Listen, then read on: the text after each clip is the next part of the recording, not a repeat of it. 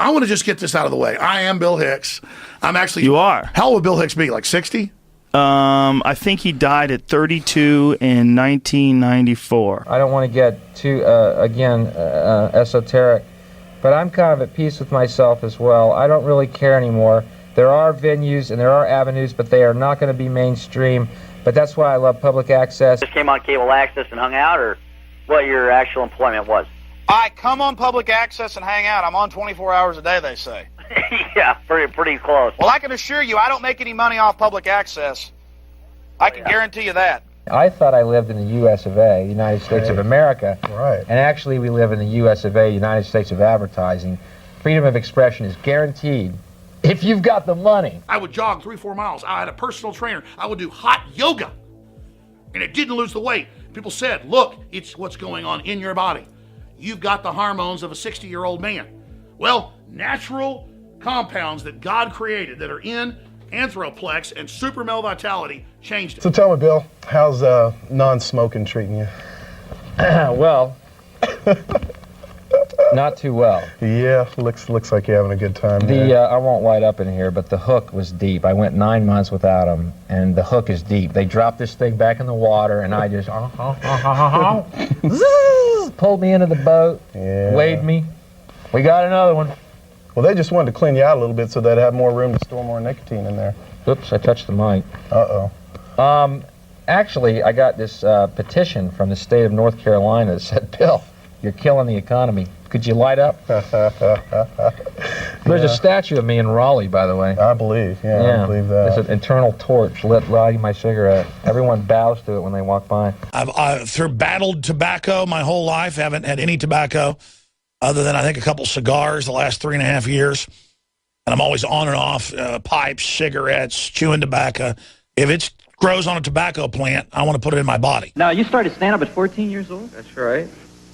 Used to sneak out of my room, went upstairs, do homework. I'm out the drain pipe, my wheelman waiting, and we go off to the nightclub to do comedy. I mean, I'm not bragging, but I was 14 dating college chicks. He's been appearing professionally at comedy clubs all over the country since he was 15. When I was 16, I didn't want to party anymore. I didn't want to play games anymore. I grew up. I'd already been in the fights, all the big rituals. I'd already had probably, I hate to brag, so I'm not bragging, it's actually shameful, probably 150 women or more. That's conservative. I'd had over 150 women. I'd already been in fights with full-grown men. How does he describe his style? It's jazz. It's jazz thinking. It's a rhythm. Okay. Hey, Dr. Pacheni, you've been down about the Afghanistan thing, but it's okay. It's okay. Go ahead. You are brilliant. No, I'm not.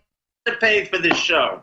Honestly, I don't think anybody really understands how incredibly brilliant you are when you're riffing. It's like a jazz riff. I don't know. For myself, I still like to perform, so I guess what I'm doing. You know, where that will lead, I do not know. I don't want to work clubs the rest of my life, but I do like performing. I just would like to have bigger audiences, less dates on the road. You know, that would be nice for the next step, I guess. The times that I put on clown makeup and played the part of the Joker saying, drink your fluoride water and take your vaccines because you're going to see pretty colors, kids. People got freaked out and said, oh my gosh, you're not for real because you act like a nice guy on air, but then you acted like a monster for an hour on TV, and it was powerful. It was a powerful performance. That's why people were so freaked out. And they said, what's the real you? I love talking about the Kennedy assassination because to me it's a great example of a totalitarian government's ability to, you know, manage information and thus keep us in the dark any way they do. Oh, sorry, wrong meeting. Shit. That's the meeting we're having tomorrow at the docks. Everything they do counts on you not having open eyes. Everything they, a lot of the globalists have the owl as their symbol. Sure, in Greek mythology, it means wisdom, and it means that as well. But for them, the owl sees in the dark. You don't. You're a little mouse down there that doesn't see well in the dark, and they can fly down and grab you with their talons. Well, I'm not a mouse, okay? Let me tell you what happened. When I was a kid, starting out, I would watch TV and I'd go, boy, if they like that guy, I was looking at comics, if they like that guy, they're going to love me. And that was the impetus that led me to work on comedy and start and continue. And then you get out to Los Angeles and you come to the cold realization that from that kid's wish, boy, if they love this guy, they're going to love me. They don't want me. They don't want you if you have an idea that doesn't correspond to their propaganda. And it's everyone in LA is disillusioned by that, but I no longer am, because I got it in focus and I know what to do with it now. Yeah, I've been around Hollywood and I got out of it real quick.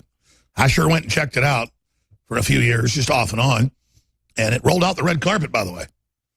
But it was not a carpet that I wanted to follow. The theory I wanted to propose to you is that white Christians are from another planet, and they have come here to fuck up our planet and our karma, and they're going to get their rapture in about 2 years, because like they're going to get called home to their home planet, and everything is going to get put back together the way it's supposed to be, because the earth spirits are supposed to be left. What do you think of that? I think it's a great theory, and apparently you're maybe a fan of the movie They Live. I just saw that. I just saw that the other day, the John Carpenter film. Yeah. I couldn't agree more that they are an alien and alienating and alienated culture.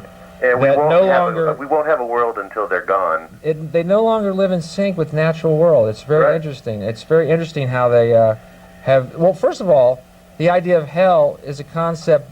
It's their idea. Let them go to it. How about that be their other planet? They're the ones that believe in it.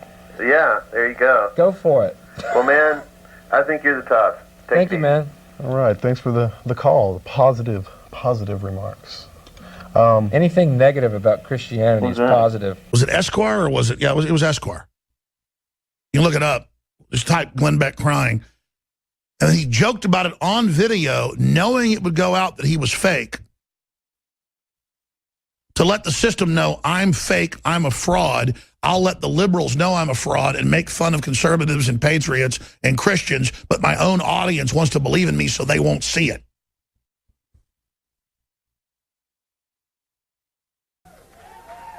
Fuck the military, fuck the FBI, fuck the ATF, fuck President Clinton, fuck George Bush, fuck Ronald Reagan. I'm not in a fucking cult for Donald Trump. Fuck him. Fuck his family. Fuck all these people. All right, see, I shouldn't even be live right now. When are we going on the fucking satellite? God fucking damn it, man. Well, that's great. I appreciate you coming to spend time with us tonight, Bill. A pleasure. Future for you is this last show in America for a while, then you're heading over to Europe, work on this. Is this a series, did you say? It's a series, right, which is starting in January, and I won't be back in America until the 95, probably. Wow, 95. We've seen more Mark of the Beast is good for you, get rid of cash, put a chip in your kids in the last month than I've ever seen in 21 years on air. I mean, it has been a full onslaught, and the mystery is it's 666. That's the day. It's June 6th, the month is 6, the day is 6, the year is 16, and numerology, the last number. Right. Now, are they like the Masons or the Freemasons or something? Well, the Masons were perfect for... When you just come out and say Masons are devil worshippers, then people who are third-degree Master Masons are all the way up to 32nd degree, and then, of course, the honorary degree of 33, it actually goes above that. They don't know all this. And yes, the Illuminati has taken over Masonry. You can argue where it came from, the different branches of it. It predates Christianity. It predates Judaism. It predates Islam. It is the old-time religion. And it is, at its base, Luciferian. The elitists have been doing this for thousands of years, because if you're going to go back to the ancient Egypt 6,000 years ago, who controlled Egypt? This weren't the pharaohs. If you think of the pharaohs way back then, it would be like the presidents and prime ministers of today. The people who controlled Egypt and the knowledge way back then were the high priests. And it's they who gave us knowledge, one little droplet at a time, just enough knowledge for us to get by, day to day to day. And these, or those high priests today live in Switzerland. So that really hasn't changed a lot much. So these secret societies, very secretive private organizations, have been doing this for a very, very long time. I mean, I wouldn't mind being conquered by Switzerland right now. Out of the Templars came the Freemasons, and here we can see it, because where did the Templars' treasure, where did it go to? Of course it went to Switzerland, and with it they founded the Swiss banks and the banksters. The last crusade was in 1291, and the last stronghold of the Templars was Aachen. It lies in the north of Israel now, and Aachen fell on May 18th, 1291. Only 2.5 months later, the time to get back at this time, in those days, on horseback, they founded Switzerland on the 1st of August, 1291. And this is why the Swiss cross is a simplified Templar's cross. The castle here is a Templar's castle. Sort of the names of the lords here. Von Stradlingen, Bovenberg. Well, we know this symbol here. This is the Templars' chapel. We can see the round form here at the other side, which is typically a Templars' chapel. And here's this is the castle here. Let's go and have a look in the chapel then. There it is. See the typical round form of the Templar chapels. And behind here, they got a secret compartment. This is the secret compartment here. I will get up my flashlight and we can have a look. And which is important here, if you look back here, we can see the all-seeing eye here, looking in your back, piercing in your back with the sun rays, like on the dollar, and the triangle, the Freemasonry triangle. You see?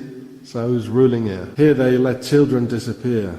They do very bad things here. We are. Let's see. Skull and Bones. There it is. Freemasons. There it is. Of course this is locked. This is closed. And here they have the secret compartment here. Here they do sacrifices of children. So much organized crime uses the Masonic secret system and the good old boy network to be able to get away with murder. And I mean murder. And I won't get off into all of it. Let's put it this way. I was training to become a psychopath, and I failed. I did not complete the training. I didn't become a psychopath. My conscience came back, and the most difficult part for me was because I had such a great status there. I was a success. I was trusted with the people playing at this level. To put it carefully, most of these people followed a not very mainstream religion. So you have Catholics, Protestants, all sorts of religions. These people, most of them were Luciferians.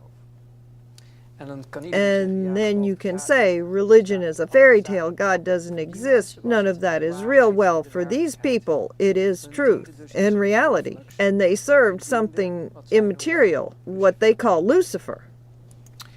And I also was in contact with those circles, only I laughed at it because to me they were just clients. So I went to places called churches of Satan. So now we are talking about Satanism? Yes. So I visited these churches just as a visitor, dropped by. And then they were doing their Holy Mass with naked women and liquor and stuff. And it just amused me. I didn't believe in any of this stuff and was far from convinced if any of this was real. It was just a spectacle. Yes, in my opinion, the darkness and evil is within the people themselves. I didn't make the connection yet. So I was a guest in those circles, and it amused me greatly to see all those naked women and the other things. It was the good life. But then, at some point, I was invited, which is why I'm telling you all this, to participate in sacrifices abroad.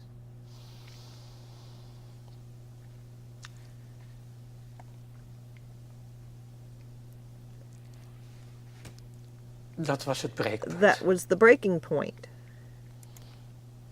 Kinderen. Children. Dat werd You were asked to do that? Ja, ik kon het niet. Yes, and I couldn't do that.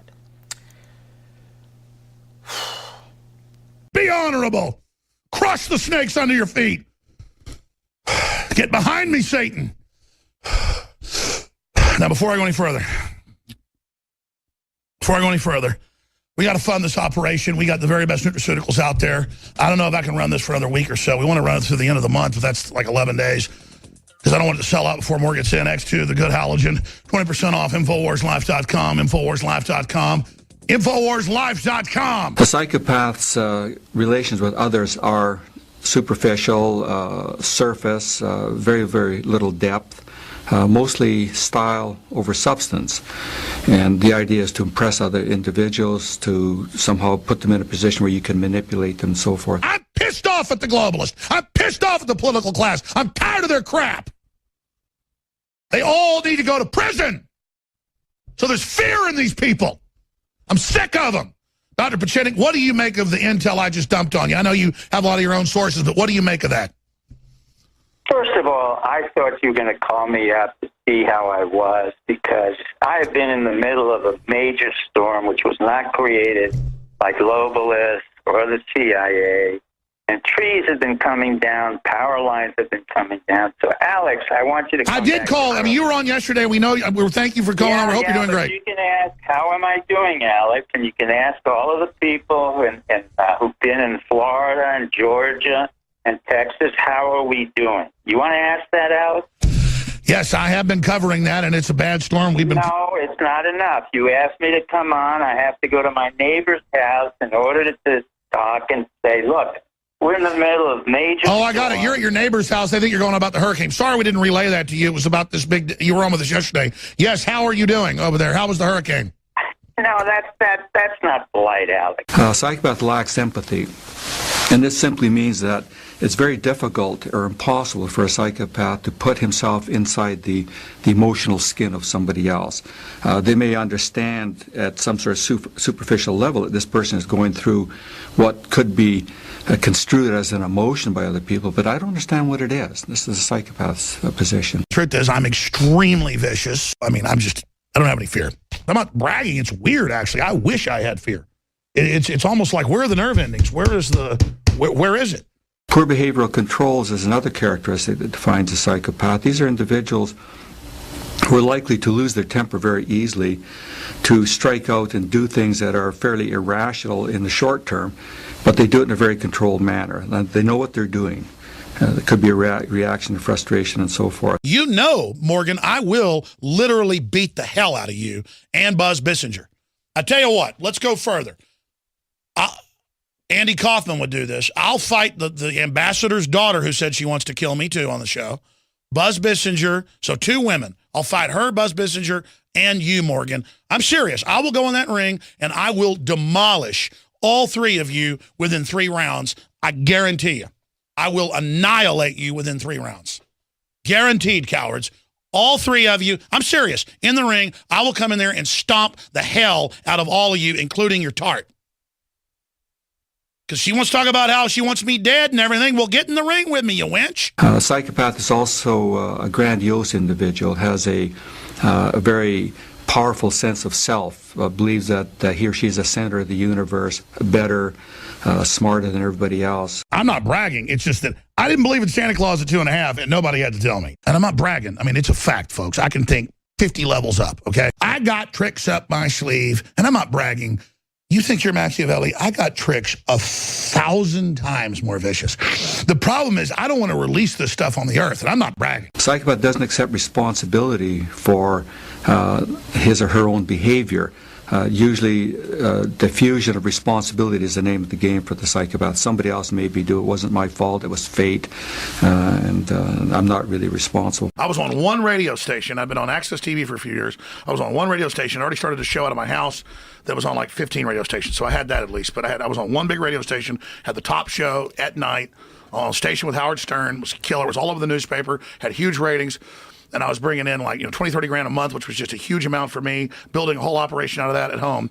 And they come to the sales guys and they go, look, for a year, you've not been behind Y2K, and you're not letting us have all these big sponsors, and you're going to basically be fired if you don't let us endorse these sponsors and have them on air and say you believe in Y2K. Hold on a second. So these sponsors were like doomsday stuff, like canned food and shit, and bunkers and everything else. So Jesus I already Christ. believe in food So they stuff gotta in push case there's a problem. Y2K. But You gotta let me push tell you what that happened. Let me tell you what happened. Y2K means But the station wants to make all this money. 500K. Okay? So the station made you push Y2K. The psychopath is also very manipulative, tends to manipulate, con, and deceive other people to try and mold them into something that they can use. Remember, the psychopath is really a predator, and as a predator, you're trying to groom and put your prey in the right position for where you can make some use of this particular object, is the way they would see them. I'm going to get on the phone today, and I'm going to call some of the folks that have offered a lot of money, and I'm going to just say, because there's no strings attached anyways, but I'm going to say, listen, this is about all of us. I need a lot of money. And by the way, I don't just need that $500,000 or that $50,000 you offered. I need you to understand, unless you want to evacuate the U.S., I need everything you can give us. Most psychopaths are not criminals. It's estimated that between 1% and 2% of the general adult male population are psychopaths, which means there could be as many as 600,000 in Canada alone. They could be your neighbor, your boss, your friend, or your spouse. Hare considers them society's most dangerous individuals. His diagnostic checklist measures 20 key personality characteristics which reveal psychopathic traits: egocentric, lacking remorse, guilt, and empathy, deceitful, glib, and shallow. Hare's checklist scores those characteristics on a scale from 0 to 40. The average score in the population might be 1 or 2. The average score in prisons is about 20, 21, and we use 30 out of 40 as a convenient threshold for defining psychopathy. Now that's very, very high, and that's light years away from the average person. People like Ted Bundy, who are really smart, become governors. They become Fox News hosts, CNN hosts.